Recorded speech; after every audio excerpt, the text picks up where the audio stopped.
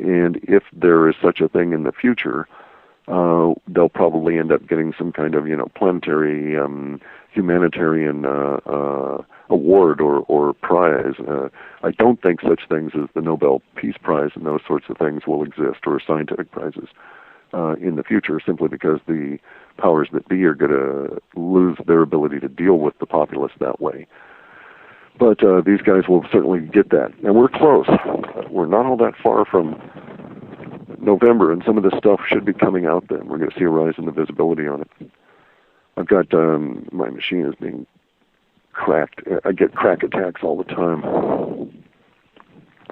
Oh, I bet. So we have a lot coming up in January that it sounds like the government's going to try to go crazy and suppress Yeah, let's be clear. The government are minions. A lot of the civil servants are, if they were aware of their participation, wouldn't participate, and I expect a lot of them will be doing sabotage by working slow. So it's the powers that be. It's not really the government per se. We need to be real clear about our language here. It'll get us into problems in the future if we're not. Okay. So they're going to try to process, and generally July 7th is a big turning date in 2010. It may mark a key revolutionary confrontation.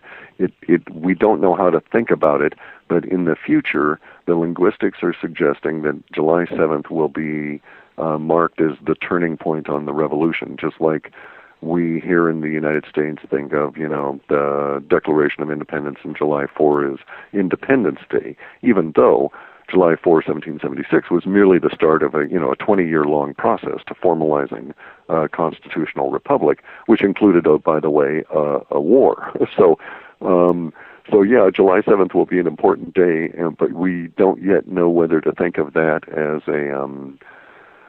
the beginning of a process or the actual turning point. But in the future, everybody will look back and say, yeah, on this particular day, things, started going well for the populace, so to speak. We have the same level of confidence in July 7th of 2010 as we did in our October 7th of 2008 forecast, because of the nature of the language and the emotional values associated with it. They're almost identical in terms of their tracking.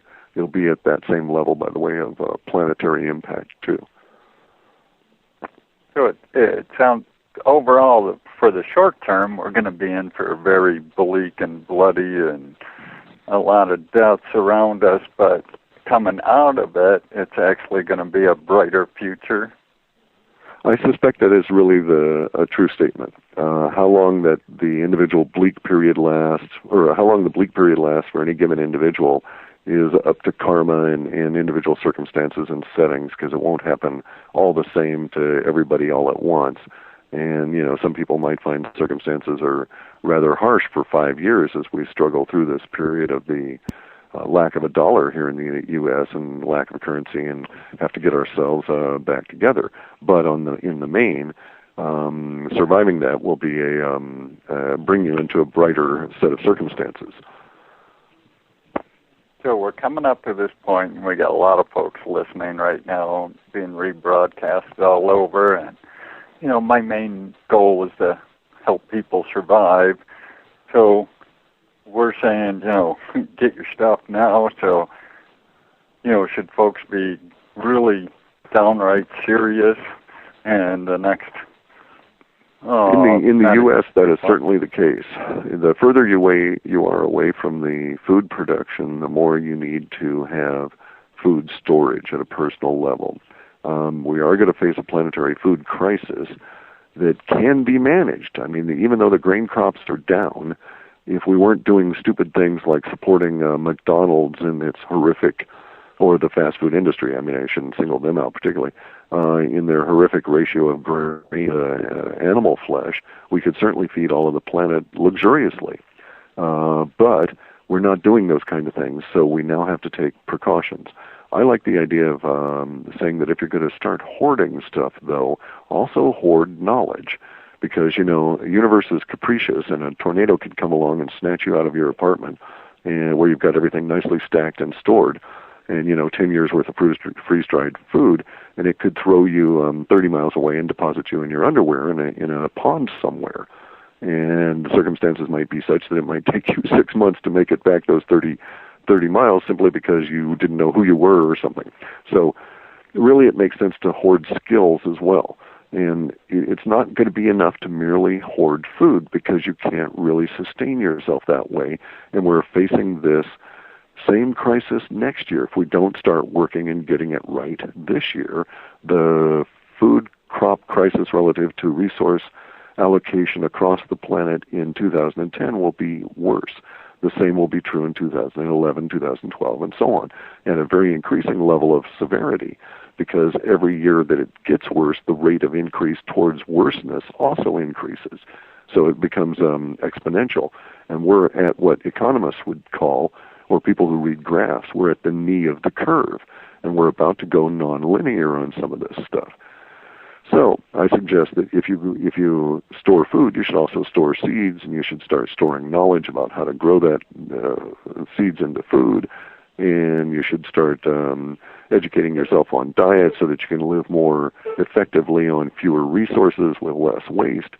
It sounds real socialistic or green or whatever to suggest, but the idea is not at all about the idea of communitarianism that is coming out of some of the green movement, but rather what I'm arguing for is a level of self-sufficiency such that you become smart enough to be able to take meager resources and help more than just yourself.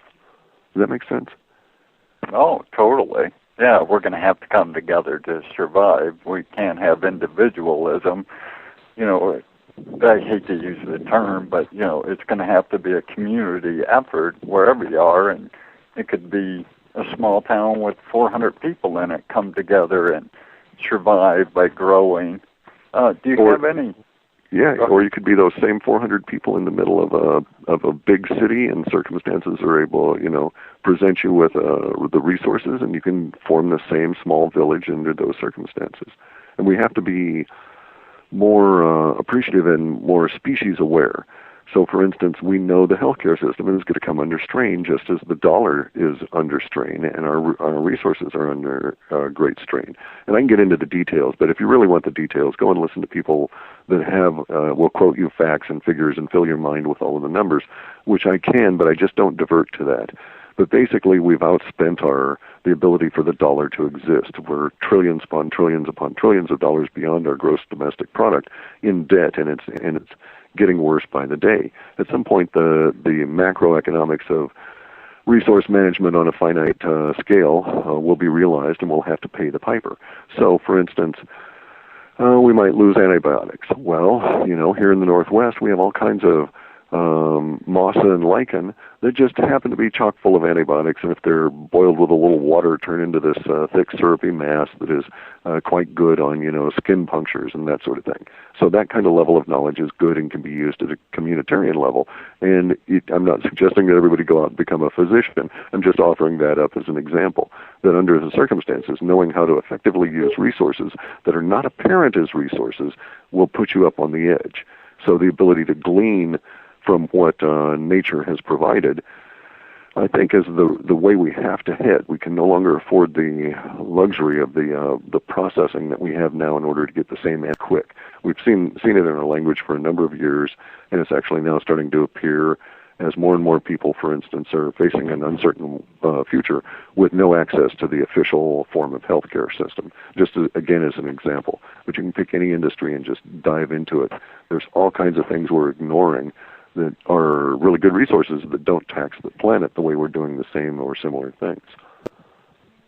Do you have a favorite book or a website where you get information on how to do that? No, I'm sorry. I've read too many. I have a tendency to investigate by subjects, and I don't get too hung up on authors or ownership of ideas anymore. I can offer you suggestions, but the thing to do is to learn to research. Everything you want is out there on these search engines. They use spiders, these little software guys like I've got, that go on out and categorize and index all of this. And if you know how to ask them questions, the world is truly at your fingertips. So you can start Lean, for instance, Glean, as in gleaning stuff from nature, and just start investigating that and see where it takes you. Look at some of the less traveled roads.